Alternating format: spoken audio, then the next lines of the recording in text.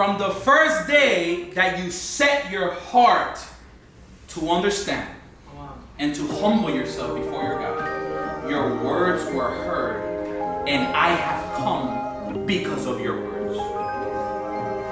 God shows up because of your words. But I came tonight to tell you that He has no power over you. And I came tonight to tell you that you have to stop believing his lies, because his lies, when you believe lies, they empower him. And then they realized that the only power this villain had was fear when it was given to him. And every time he spoke, his words were lies to try to get you to feel insecure about who he really was. We believe his lies, and then that's how he becomes powerful. Come on. And the only reason he has more power is because we give it to him, not because he has it. So if you believe the devil when he speaks to you and he tells you you should feel guilty, you should feel condemned, you are somebody that you struggle with anxiety, you struggle with depression. When we grow in the Lord, one of the biggest tactics the enemy uses is to make us feel guilty and make us feel unworthy.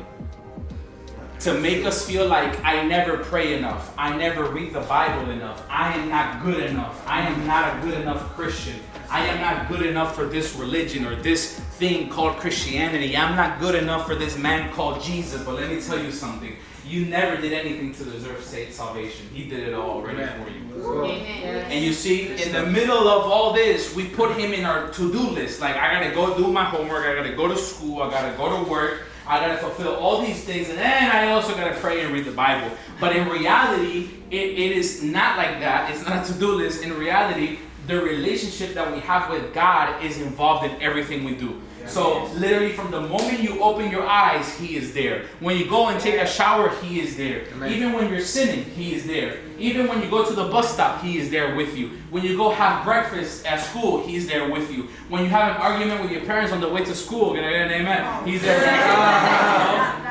When you go to classroom first period, He's there with you. When you go to second period, He's there with you. When you go to third period, He's there with you. When you go in between classes, He's there with you. When you look at your friends and you're hanging around and you're making jokes, He's there with you. When you go to lunch, He's there with you. When you come back home from school, He's there with you. And then you come home from school and then it's the end of the day and then you're like, oh my God, now I gotta read the Bible and pray. But He's looking at you telling you I was there already.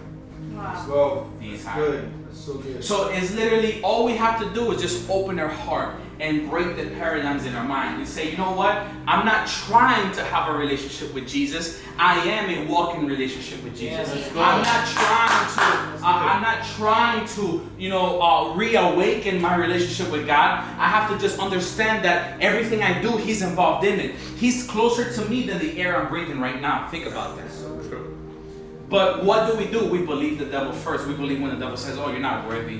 You should feel guilty. You should feel condemned. You should feel judged. You're not worthy." But that's what the enemy wants you to believe, because if you believe that, you lose sight of who you really are. When you believe the enemy's lies, you lose sight of who you really are. Why? Because you put your focus to what he's telling you, and in order to look at what the devil's telling you, you need to let go and stop seeing what God is showing you who you really are. Why did you do this? Why did you do that? And we feel rejected and we feel hurt, and then some of them don't even ask us for forgiveness. And then we don't even know what to do either, because they're adults, we're like, I don't know what to do. Nobody ever taught me what I should do after this situation. And then sometimes either they try to restore their relationship, or sometimes we just move on. And we act like nothing happened. But what happens is that in our heart begins to grow a layer of hardness. Anybody ever work out at the gym?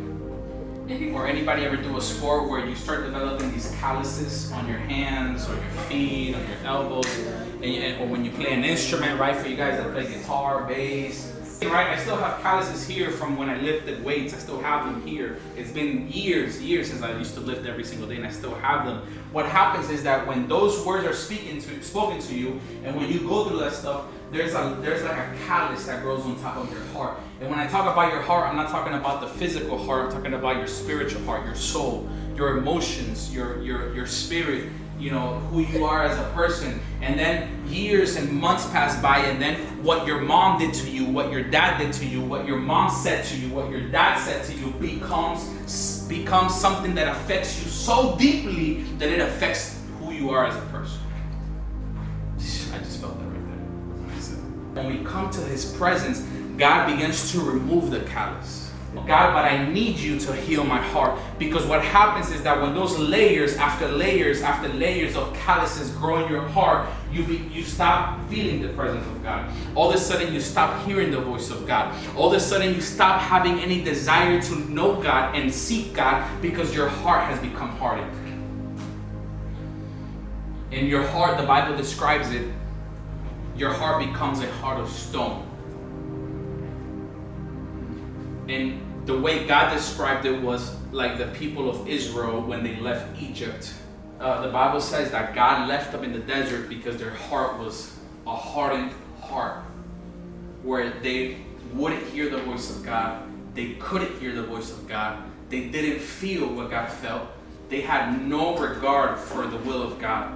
And only the people, only the following generation who had a heart for God were able to make it to the promised land. What am I trying to tell you? If we remain in the state where our hearts are hardened, we will never be able to grow in God. You can be the most successful person. You can have the best career. You can become famous. You can become a millionaire. You can become the most popular person in your school. You can become the most respected man or woman ever. But if your heart is hardened towards God, you will never grow in your relationship with God. Yeah. You will never come out of that place. You will always remain there. And let me tell you something. At the end of the day, the greatest fulfillment that a human being can have is to know that that person, is for that person to know that they are in right relationship with God. And my heart is sensible to the voice of God. Let me tell you something here tonight. This word is not for you guys to feel judged, for you guys to feel guilty. This word is really to awaken you and make you think, hey, listen, you know what? I have to stop living like a robot. And you know what destroys a relationship? Is autopilot. Because a relationship requires mutual interaction, where you are opening your heart to that person and that person is opening their heart to you, and you are being intentional to that person and that person is being intentional to you, and you are giving things from your heart to that person and that person is giving things from their heart to you, and there's an exchange of relationship. But when you're on autopilot, there's nothing going on. And sometimes in our relationship with Jesus, it's on autopilot. And we never stop and sit down and realize, hey, listen, you know what's actually distancing me from Jesus? Not only believing the devil's lies, but I've allowed my heart to be hardened.